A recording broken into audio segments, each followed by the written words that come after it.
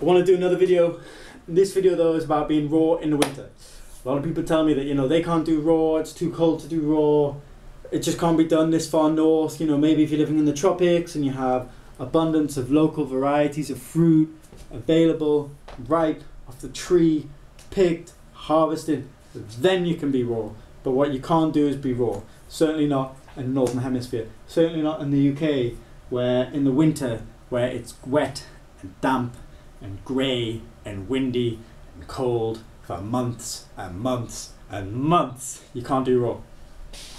And they're wrong. I'm going to tell you why. Now, of course, if you don't want to do raw, that's fine, that's your thing. But if raw is something that interests you, that's great. And whether it interests you or not, the reasons for you not being able to be raw in the winter are nothing to do with the fact it's winter time, and they're all to do with the fact that for whatever reasons you've decided that for you, you don't want to be raw. And that's great. That's totally great, that's fine. But the reason you can't be raw is your reasons. And it's got nothing to do with the fact that it's winter.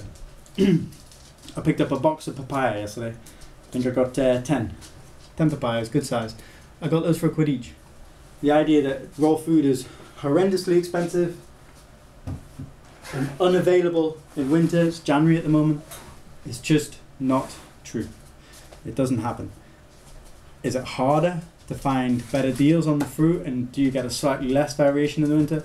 Yeah, you do, of course you do. But it's still easily done if that's what you want. I've got pineapples up here, papayas, mangoes, bananas, oranges. Got more oranges outside in the van. Got more lemons and more avocados outside in the van. Avocados here, tomatoes, sweet clementines, more mangoes, pink lady apples, bananas. Got dates in the kitchen. The truth is, I live in a Western country. I live in the UK. I live in England. I live in Durham. Durham is in the northeast of England. It's basically the arse end of England. Yet still, there is an abundance of fresh fruits and vegetables available all throughout the year if I want them. If I want them, they're there. If I don't want them, then that's a different story. Yesterday, Lydia and I were at a friend's house. We were drinking Thai coconuts. They tasted delicious. All the fruits and the vegetables and the coconuts and whatever you want, it's available throughout the course of the year. If you want it, it's here. Are there any differences between eating raw in the winter compared to eating raw in the summer? Well, yeah, just like there are differences between going outside in the winter and going outside in the summer. You go outside in the winter time, you maybe need a jumper on, not just a t-shirt. But that's no different for anything else. Can you get a bit cold sometimes eating raw in the winter? It can happen, but I think commonly the main reason for that is people just aren't eating quite enough calories. My caloric intake goes up slightly in the winter, but then my body's volume goes up slightly in the winter. My body is working harder to keep itself warmer. It needs more calories to do this. My fat levels stay about the same, but as I'm eating more total calories, I'm obviously eating slightly more fat to match that caloric intake increase. But really there's no great change. One of the big keys of being warm in the winter is to move your body, is to wear sufficient clothing. So that's not only a jumper, it's also a t-shirt and a base layer. It's ensuring that we're in appropriate clothing for appropriate weather, and that we're moving our body in appropriate ways to enhance our body's ability for health, vitality, and for fun.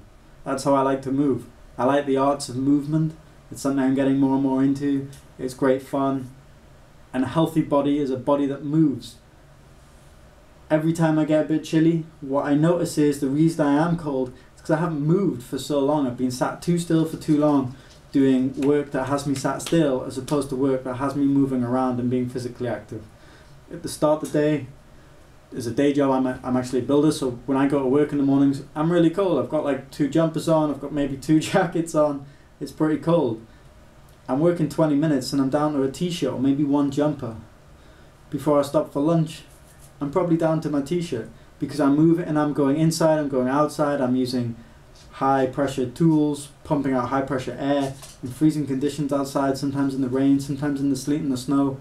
But I'm warm because my body is moving, my body is fit, my body is pumping, and I'm ready to go. So can you do raw food in the winter? If that's what you want to do, of course you can. I don't see people eating cold food all summer and then hot food all winter.